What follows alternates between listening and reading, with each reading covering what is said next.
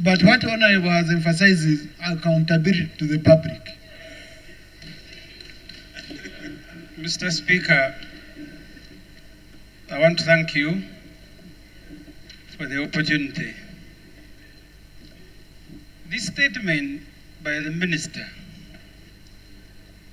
is not a statement on corruption. It is a statement on commemoration of a day. I want to ask Mr. Speaker that maybe the Minister should bring a statement on corruption and we debate it. Because this one is an invitation to Parliament. And actually when you go to page 3, the Minister, page 5, the Minister says the day will be in Uganda, the President is not available, the Honorable Nsaba Buturo will be the chief guest. This is what this statement is about. But be that as it may, Mr. Speaker, I want to thank the Minister. And I am happy that the President is not available. Because he can sometimes stubbornly be a very stubborn guest. If you want to know, ask the IGG. They went to launch the lifestyle audit. He said, please don't disturb corrupt people. They will take the money outside Uganda. It is okay if they invest here. The only problem I have is the way the Honorable Nsaba Buturo was procured to become a minister. That's the only problem I have. But I like him, he can be a good guest. Mr. Speaker, Mr. Speaker, by this statement, by this statement of the President, I actually think the President is now the patron of corruption in Uganda. And therefore, I sympathize with those who are in his government, because if someone says, please don't touch corrupt, they will take away the money. If we want to ask the Honorable Miriam Matembe, who was the Minister for Ethics, I went to cover the movement meeting in Chankwas Tuesday.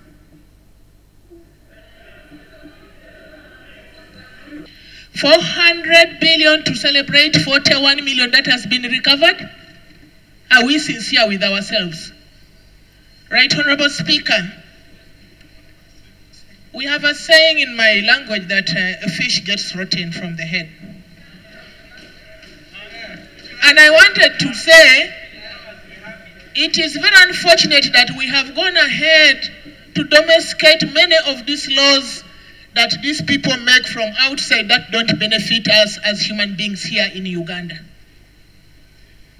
When NRM came into power, we used to have weekends where some people were disciplined, and the rate of these dealings and bad things occurring was very low and limited. I don't know why we rushed very fast to think that we can go in for pure democracy when we are not yet ready for it. Right, Honorable Speaker? Some of these people deserve firing squad. You find that somebody has stolen from here, and then somebody is transferred somewhere to infect another place. Something needs to be done. The President must go back to what he came, the ideology he came with from the bush. If he's going to begin, if he has to change this country, other than that, we shall not stop to think. Thank you. Chairperson Forum on Health. 400 billion to celebrate 41 million that has been recovered? Are we sincere with ourselves? Right, Honorable Speaker? We have a saying in my language that a fish gets rotten from the head. And I wanted to say, it is very unfortunate that we have gone ahead to domesticate many of these laws that these people make from outside that don't benefit us as human beings here in Uganda. When NRM came into power, we used to have weekends where some people were disciplined, and the rate of these dealings and bad things occurring was very low and limited. I don't know why we rushed very fast to think that we can go in for pure democracy when we are not yet ready for it. Right, Honorable Speaker? some of these people deserve firing squad. You find that somebody has stolen from here and then somebody is transferred somewhere to infect another place. Something needs to be done. The president must go back to what he came, the ideology he came with from the bush. If he's going to begin, if he has to change this country, other than that, we shall not stop to think. Thank you. Chairperson Forum on Yesterday and today in papers, we are told that 240 billion Uganda shillings has been recovered from thieves. But we know that each year we are losing 11 trillion shillings. And so what the minister reported was 4% of what is stolen. It's very clear we need to do more. If we want Uganda to be a stable country, a country that is secure for all of us, that is prosperous, Mr. Speaker. Order. Mr. The colleague holding the floor was a DC under Idd Amin, making people to eat slippers in Kampala. Now he's speaking. Now he's speaking about a secure. Is he in order to even speak about security when his job was to cause insecurity in Kampala? So, Honorable Ssemujju, colleagues, please. Honorable Ssemujju, kindly, can you table evidence showing that Honorable Nsaba Buturo, as a DC, was forcing people to eat slippers? Mr. Speaker, if you allow me, I will invite President Museveni as the first witness, because they are the ones fighting Idd Amin, and I got this from him.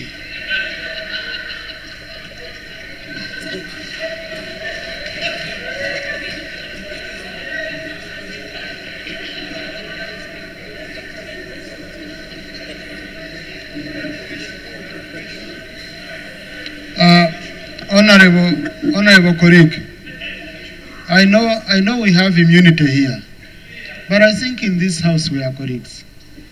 I think we should not have this habit of harassing each other, especially when you're degrading someone, you know, with unsubstantiated items. Honorable Ssemujju, you have been telling us that you're not in touch with Museveni in any way, but now you're bringing him as a witness, means you have been interacting. Now, so I don't know what to believe, what not to believe, you know. So you and your colleague Museveni, if you have secrets to discuss, don't involve my members. So Honorable Ssemujju, you're out of order, and crack. There are things which we cannot accept here. That shouldn't remain part of our record here. Honorable Buturo, please. Mr. Speaker, thank you for your wise ruling, and Honorable Ssemujju is notorious for being colorful. I'll take it at that. But Mr. Speaker, clearly it's evident we need to do more. 4% is not something we should be proud about. What can we do as government? The first one, clearly, is to give more funding to institutions that are mandated to fight this corruption. Secondly, Mr. Speaker, and it's something which the nation has not understood yet very well. We are talking about a moral question. When somebody chooses to be a thief, it's because he is not honest, he doesn't care anyway, and so he steals. That is what we should be addressing, Mr. Speaker. The issue of morality, the issue that the idea that someone chooses to promote his or her interests at the expense of those of the country. The moral question is one that government should be very keen on, and that way we shall be able to rein in this situation. Mr. Speaker, lastly, we've talked about the IGG proposing that we have a lifestyle audit. Who on earth can say no to that? Because it's the one way that we are going to deal with these people who clearly are intent on undermining our country. And so what I suggest we do, Mr. Speaker, is to really, I propose that we look for a day that Parliament dedicatedly looks at this question that has potential to mess our country as never before. Thank you. Now, Honorable, you pick a date in February, you bring a comprehensive statement on the status of corruption, on the status of fighting corruption in this country, with very clear indicators. You give us action taken, the real data, details, and then we shall be able to dedicate over 1 hour of discussing this very, very important topic. So, but for now, Honourable Minister, if there is, if you wanted to recap, you want to recap with in a minute or two, you can have the... Minister has indicated that the recovered funds are 223 billion shillings. And 223 billion shillings can construct 10,000 boreholes in this country. It can construct 200 health center trees. It can also be able to maintain the Duka roads that we have here. We've not received a response on how these roads should be used.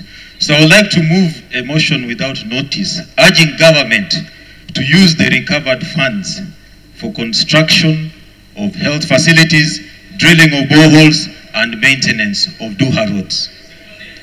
So, fund, it loses cara. Okay. When money goes to the consolidated fund, Right, Honourable Speaker. You don't access a microphone without my permission, please. So, this is a matter which colleagues can look at during appropriation, but the problem will be trace this money. How does it look? It loses cara. So, to me, what is important is this money being registered within the books of the country. Honourable Minister, please. I want to take this opportunity to thank all the colleagues for all the submissions they have given. I want to thank you so much. And I want to thank you, Right Honourable Speaker, that you have guided that we bring a full paper here on anti-corruption and we debate it. A statement. A statement. Yes, a report or a statement so that we discuss here. I'm going to do that, and we shall bring it here with all the details of the people convicted, how much money has been recovered, and also to brief the House of the lifestyle audit. A legal framework is already being worked upon, which will be taken to Cabinet and then be brought to the House. Otherwise, I want to thank you once again, and I want to invite you all to Ibanda. Thank you so much. Thank you. Thank you, Honourable Minister. Motion without notice, Honourable Speaker. Now that the House has listened to the statement by the Honourable Minister of State for Ethics and Integrity regarding commemoration of the Anti-Corruption Day, and having listened to the response from the Shadow Minister, and having debated the same statements, Right Honourable Speaker, that the House is moved to urge government to channel the funds so allocated for commemoration, the equivalent of more than 450 million, to support the victims of corruption in Ibanda district, and they do away with the celebration of the commemorations, Right Honourable Speaker. That the same money, by staying in Ibanda, the community will not be disadvantaged or undermined, but instead, schools, health centers are selected to benefit from this money instead of raising banners, balloons, and tents, Right Honourable Speaker. I so move, Right Honourable Speaker. Thank you.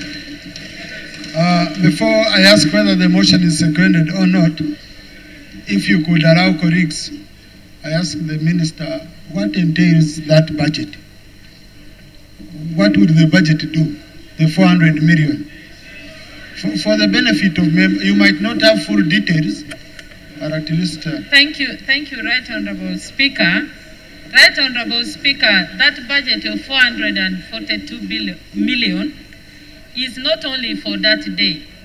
It is a budget which is started some month ago. They have been going to institutions, creating awareness. They were doing very many activities. So it is not that the 452 is for that day. Thank you. Okay.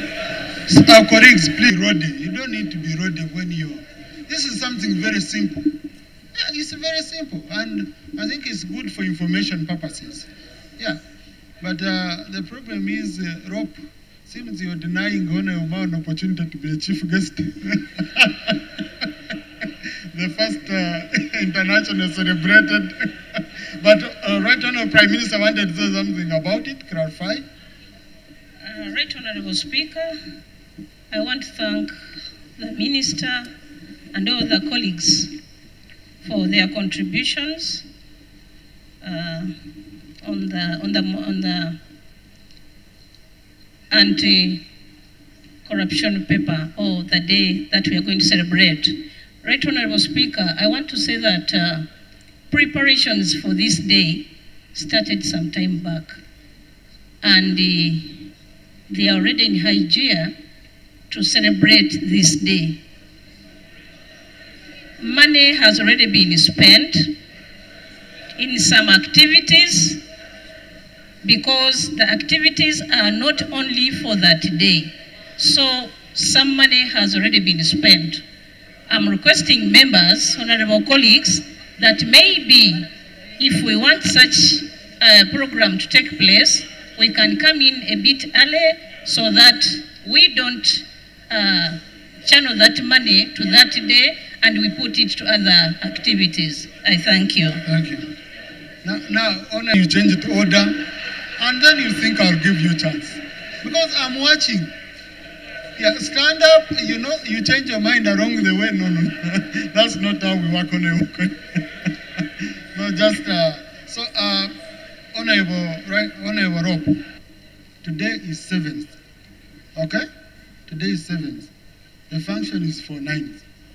They've already paid service providers, okay? Do you think it would be helpful?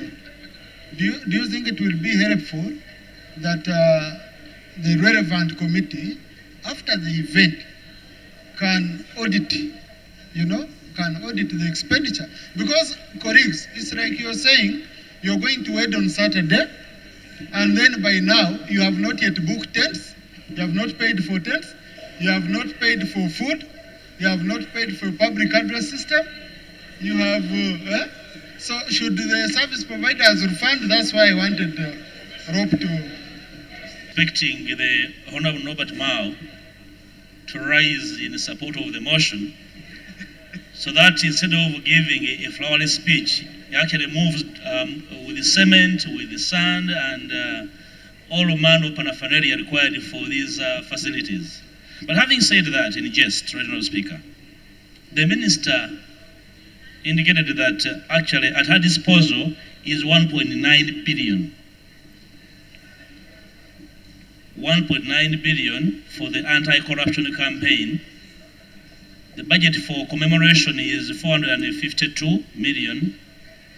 Danida is giving an extra 150 million for other activities. So this is the invitation I'm openly making for the Minister, because the buck stops with you.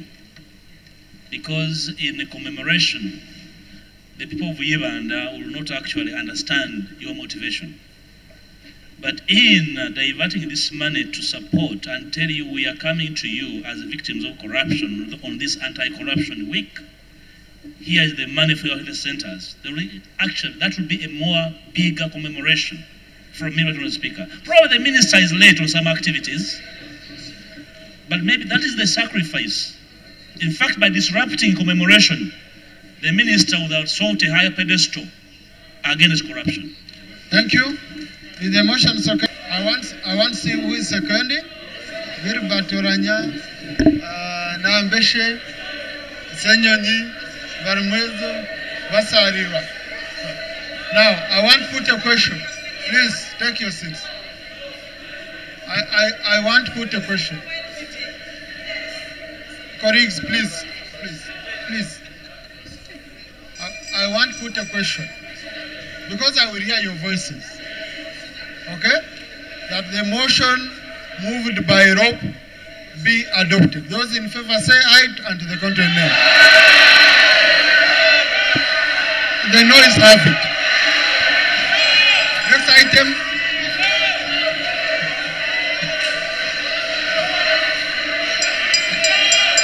Next item. Thank you. Colleagues, excuse me. For clarity, the motion has failed. For clarity. Item number 4. So, yes. Next item. Item 4, personal explanation. I have never ever met Honorable Begumisa at any function, any place, anywhere other than those 2 times. Right, Honorable Speaker, Honorable colleagues. The Honorable Member, having failed to lay supportive evidence to justify that her life and that of her family were in danger, to compel them to camp at the parliamentary parking yard, and having not reported to the parliamentary police unit around this parliament or any other unit, it is a demonstration that the Honorable Member is seeking cheap popularity and attention. Right, Honorable Speaker, Honorable colleagues. It's not true that family of the Honorable Member is camped at this parliamentary parking yard due to insecurity. I know for a fact Mr. Wilbur Begumisa, the husband of the Honorable Member, whose home in Rebitakuri Trading Center is about 3 miles from my own home. And whenever the Honorable Member is in Parliament, and this is factual, Mr. Begumisa is always seen parked in the parliamentary yard waiting for the Honorable Member, which is okay. Right, Honorable Speaker, Honorable Members. Right, Honorable Speaker, Honorable colleagues. The Honorable Member's allegation that the district called Rebitakuri District, composed of 3 sub-counties and other local units, had been authorized by the Ministry of Local Government by orders from above and as a presidential directive is very outrageous, because creation of a district is a process and a preserve of Parliament and Article 179 of our Constitution. Furthermore, Article 179(4) states that any measures for the alteration of boundaries or creation of districts or administrative units shall be based on a number of considerations, among of which wishes of the people concerned. Right, Honorable Speaker, Honorable colleagues.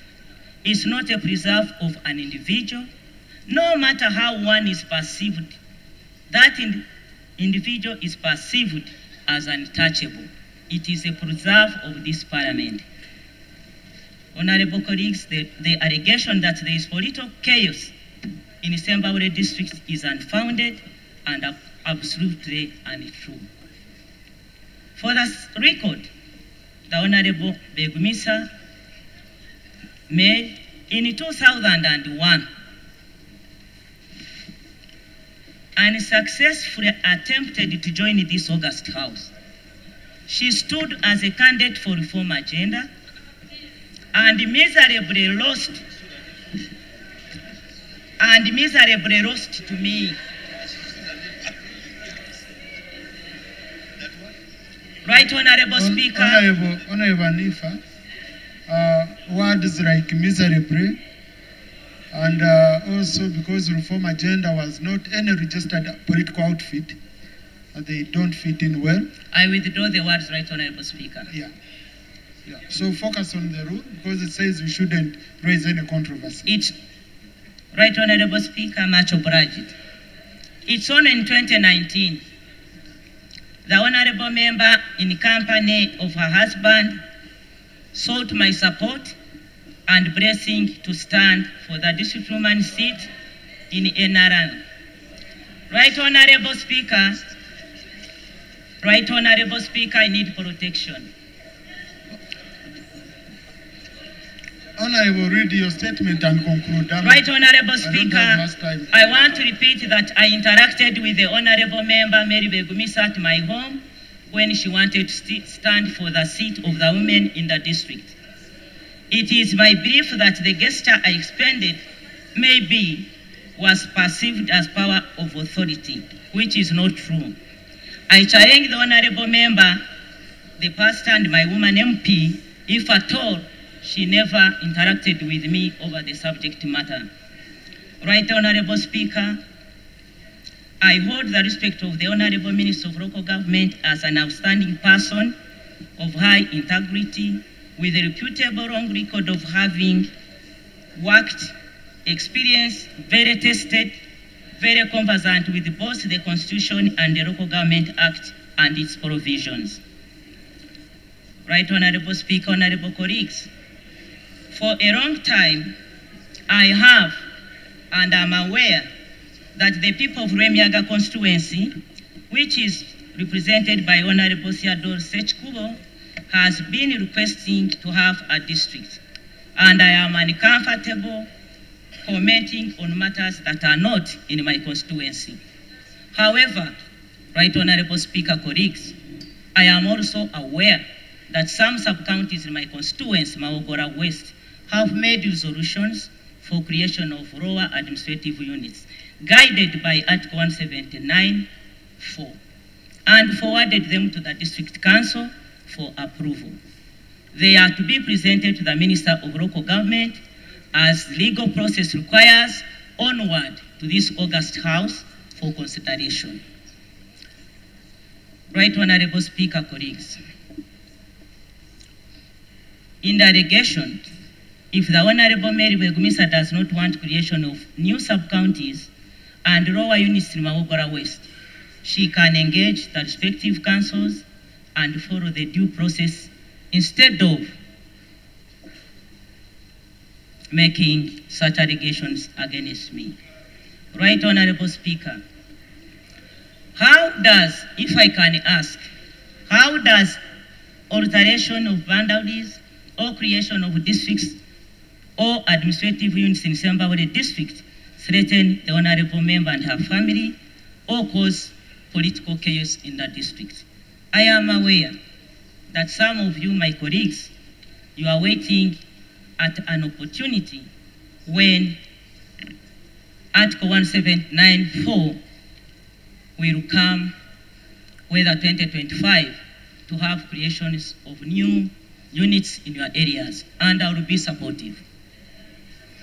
For the record, Right Honorable Speaker, I want to say, immediately after our elections, honorable colleagues, this is not something that is just coming up today.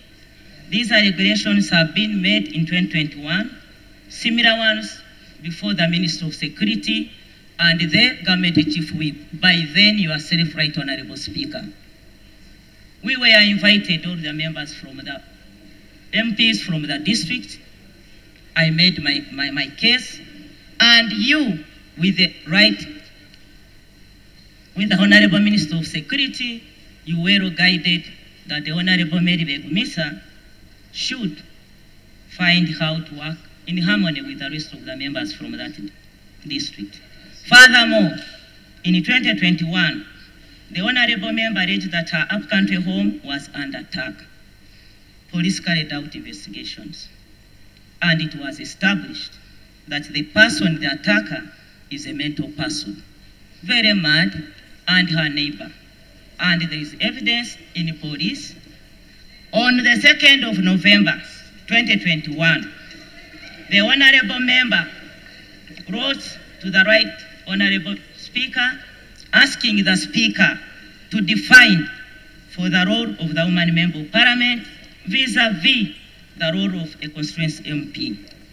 Right Honorable Speaker, honorable colleagues, roles of members of Parliament are well defined in the Constitution.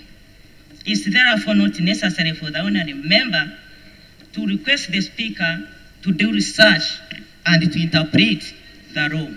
The allegations made in that letter were established that they were null and void because, again, I defended myself before the Right Honorable Speaker.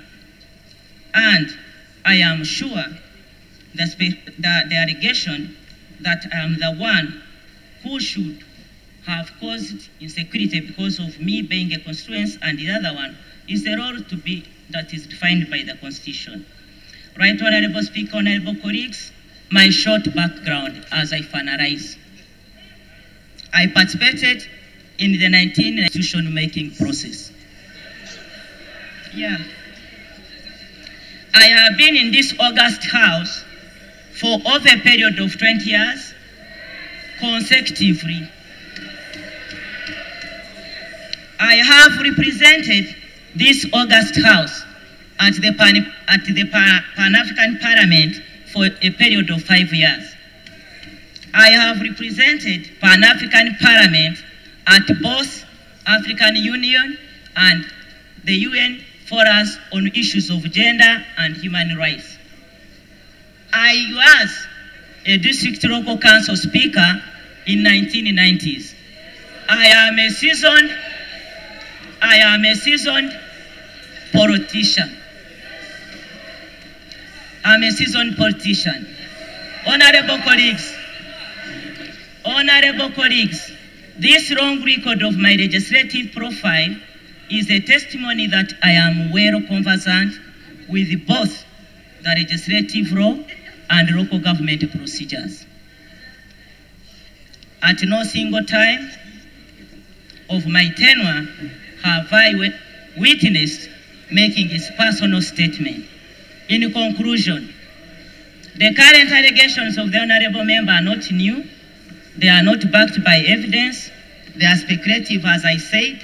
They are only calculated to attract sympathy and to cause tension between us, the two members.